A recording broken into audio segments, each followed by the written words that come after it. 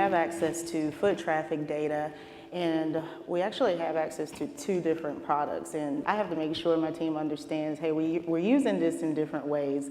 One, we're having an understanding of the markets coming into the city.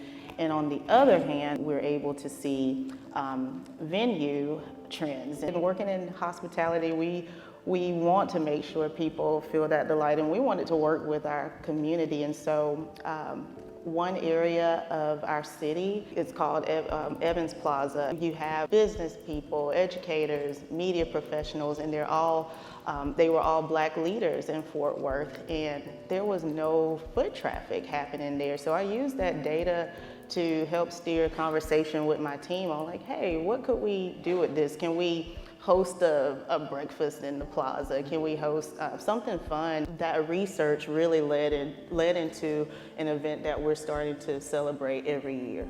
A lot of companies now are struggling to find people that want to come and work for them, right? And so what these companies are doing is utilizing, again, VR and showing them, especially targeting the younger demographics when they're in high school, when they're in middle school, so that way they understand and they could get a flavor of what it would be like to work in X company, industry, or another industry. And I think that's powerful for, one, the younger generations to have options, right? And I think that's the thing that we always need to think about, is giving options to the consumers, thinking if you're coming from the client side. So a lot of the modern strategies are moving to this digital footprint, and that can impact your teams quite a bit if you don't have, like I said, kind of the time or the talent to do it all on your own.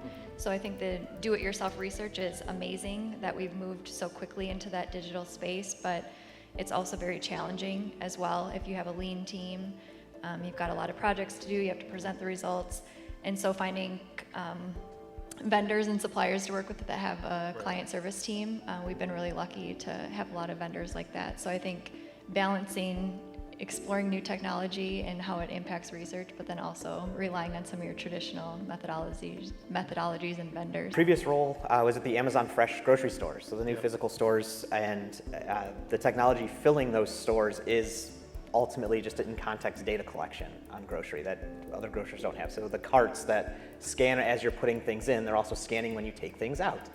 They're mapping your path around the store. They know where you stop, how long you stop. I mean, it's ultimately tracking every motion you make in that store. Your Prime account is tied to your palm print.